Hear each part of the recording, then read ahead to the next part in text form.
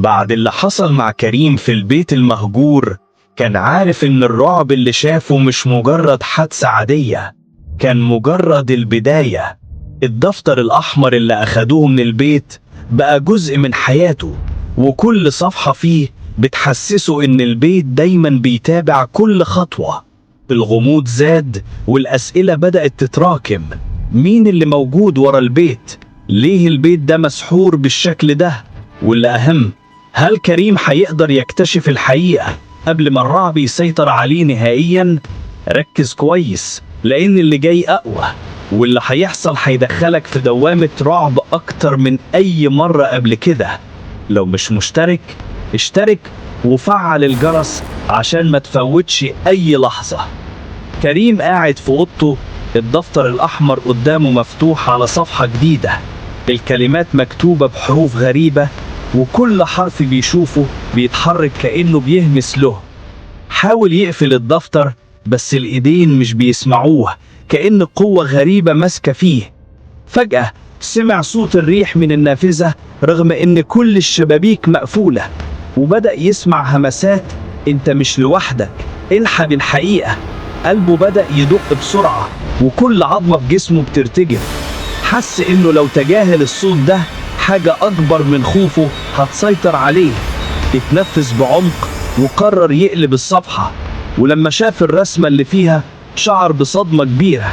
الرسمة كانت البيت اللي دخل فيه، لكن فيها أشباح واقفة حواليه وعيونهم كلها بتبصله. كريم حاول يقفل الدفتر بسرعة، لكن الصفحة اتثبت في ايده.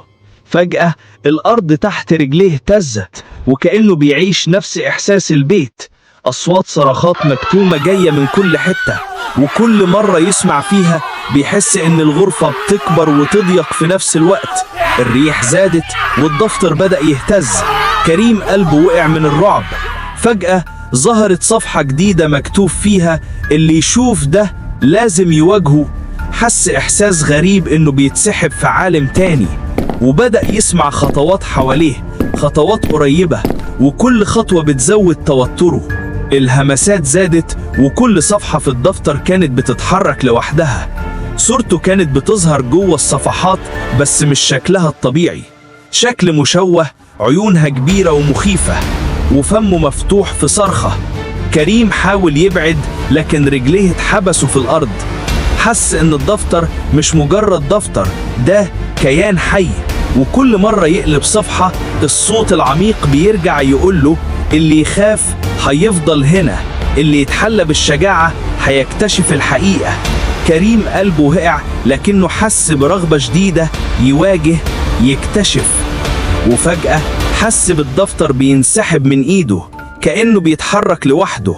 الضوء الأحمر اللي كان من البيت القديم ظهر فجأة في الغرفة.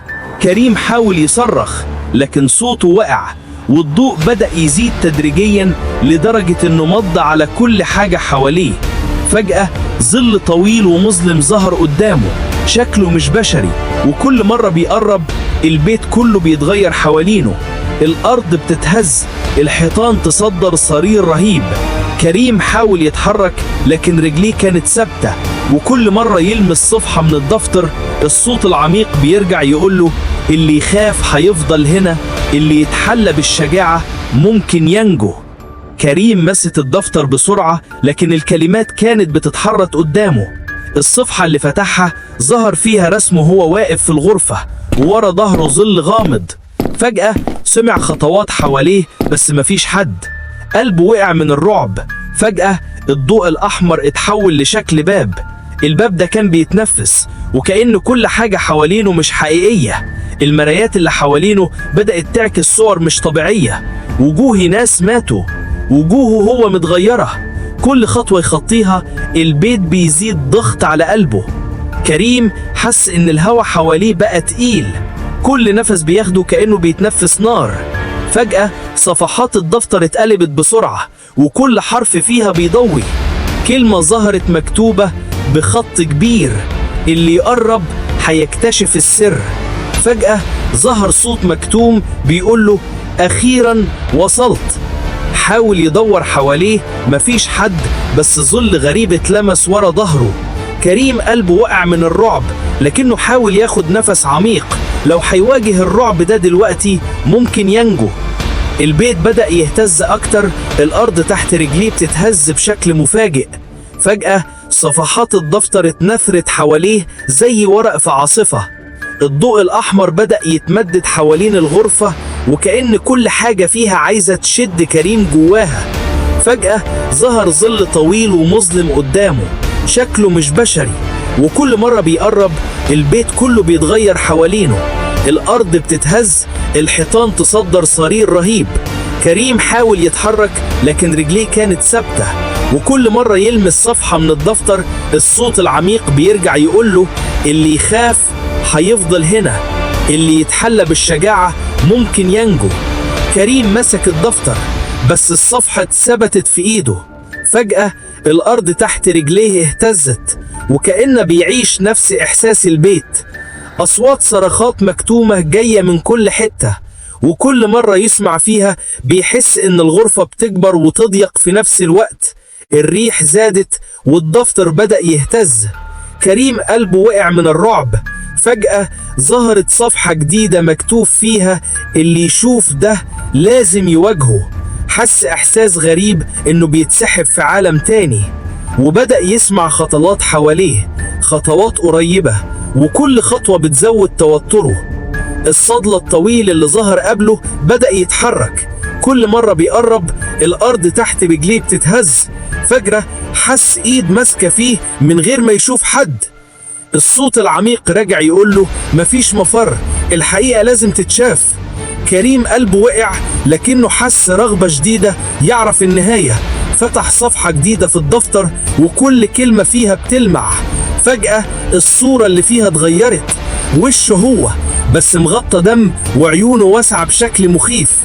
كريم حاول يبعد لكن رجليه اتحبسوا. فجأة الضوء الأحمر اتحرك حواليه وكأنه بيشد كل حاجة ليه. أصوات صرخات مكتومة ملأت المكان. فجأة صفحة الدفتر اتقلبت وظهر فيها رسم البيت اللي دخل فيه قبل كده. كل غرفة فيه مليانة ظلال وكل ظل بيبصله. فجأة الصوت العميق رجع يقوله شوف الحقيقة، اتعلم. كريم مسك الدفتر بقوة. فجأة كل المرايات حواليه بدأت تتحرك، وجوه ناس ماتوا ووشه بيتغير. فجأة ظهر الباب ده فيه ضوء أبيض شفاف. الصوت العميق قال له دلوقتي خليك شجاع. كريم قلبه وقع لكنه جمع كل شجاعته، حط ايده على الدفتر وخطوة واحدة قدام الضوء. فجأة حس انه بيطير في المكان، كل حاجة حواليه بقت مش طبيعية. كريم وقع على أرض مختلفة مظلمة أكتر، الريح حواليه كانت صاخبة. فجأة ظهرت أشباح حواليه، كل واحدة بتمثل خوف من حياته. فجأة الدفتر اتفتح على صفحة مكتوب فيها اللي يواجه خوفه ممكن ينجو. كريم قلبه وقع لكنه قرر يواجه كل الرعب. حاول يقف ويحرك رجليه، وكل خطوة كان بيخطوها البيت كله بيتغير حوالينه. الأشباح حاولت تمسكه. فجأة الضوء الأحمر ظهر قدامه، صوت مكتوم قال له اللي هيكتشف الحقيقة هيوصل للنهاية. كريم قلبه وقع لكنه حس إن حاجة ماسكة في إيده وكل صفحة بتلمع. فجأة صفحة واحدة اتقلبت بسرعة، ظهر فيها رسم الظل طويل. الظل ده بيقترب وكل خطوة ليه تزيد الضغط على قلبه. كريم وقف قدام الظل الطويل، كل جزء من جسده بيرتجف. فجأة الأرض تحت رجليه اهتزت جامد، الأصوات حواليه كلها صارت صراخ مكتوم. الريح دخلت من كل مكان وكل صفحة في الدفتر بدأت تتوه. فجأة الصفحة اتقلبت وظهر فيها رسمه هو، وورا ظهره ظل أكبر وأقوى. كل خطوة بيحاول يعملها الرعب بيدخله أكتر. فجأة الصوت العميق رجع يقوله اللي هيقابل خوفه هيعرف الحقيقة. كريم قلبه وقع لكنه جمع شجاعته، وكل إحساس بالخوف اتحول لإرادة. البيت كله بدأ يهتز حواليه، الضوء الأحمر تمدد أكتر. فجأة المراية حوالينه بدأت تتحرك، وجوه الناس اللي ماتوا ظهرت، ووشه هو اتشوه بشكل مخيف. فجأة ظهر الباب، الضوء الأبيض جواه بيتحرك. الصوت العميق قال له: دلوقتي القرار كله ليك. كريم قلبه وقع، لكنه جمع كل شجاعته، حط ايده على الدفتر وخطوة واحدة لقدام. فجأة كل المكان اتغير وكأنه دخل عالم تاني. كريم وقع على أرض مختلفة مظلمة. فجأة ظهرت أشباح حوالينه، كل واحدة بتمثل خوف من حياته. فجأة الدفتر اتفتح على صفحة مكتوب فيها: اللي يواجه خوفه ممكن ينجو. كريم قلبه وقع، لكنه قرر يواجه كل الرعب. حاول يقف ويحرك رجليه، كل خطوة بيعملها البيت بيتغير حوالينه. الظل الطويل حاول يمسكه. فجأة الضوء الأحمر ظهر قدامه. الصوت العميق قال له: اللي هيكتشف الحقيقة هيعرف النهاية. كريم قلبه وقع. فجأة حس إن إيده ماسكة الصفحات، كل صفحة بتلمع. صفحة واحدة اتقلبت بسرعة، ظهر فيها رسم الظل الطويل، وكل خطوة ليه تزيد الضغط على قلبه. كريم واقف قدام الظل، قلبه بيخبط بسرعة. فجأة الدفتر بدأ يهتز والصفحات بتتحرك لوحدها. الصوت العميق رجع يقول له: اتعلمت الرعب، دلوقتي دورك تواجه النهاية. فجأة كل الأصوات اختفت، البيت كله صامت، بس ظل الضوء الأحمر حوالينه. فجأة كريم حس إن البيت بيودعه، والدفتر بيقول له: مستنيك الجزء الثالث. كريم خرج من المكان، لقى نفسه قدام الشارع اللي فيه البيت القديم. الريح اختفت، الضباب اختفى، بس البيت لسه واقف بيبصله من بعيد. كريم قلبه وقع من الرعب، بس كل خطوة كان بيخطوها، كل تفكير عن اللي شافه خلاه يعرف ان النهاية لسه مش هنا. والدفتر في شنطته، صفحات جديدة مكتوبة مستنيه. كريم وصل بيته، قعد على الأرض، قلبه لسه بيدق بسرعة.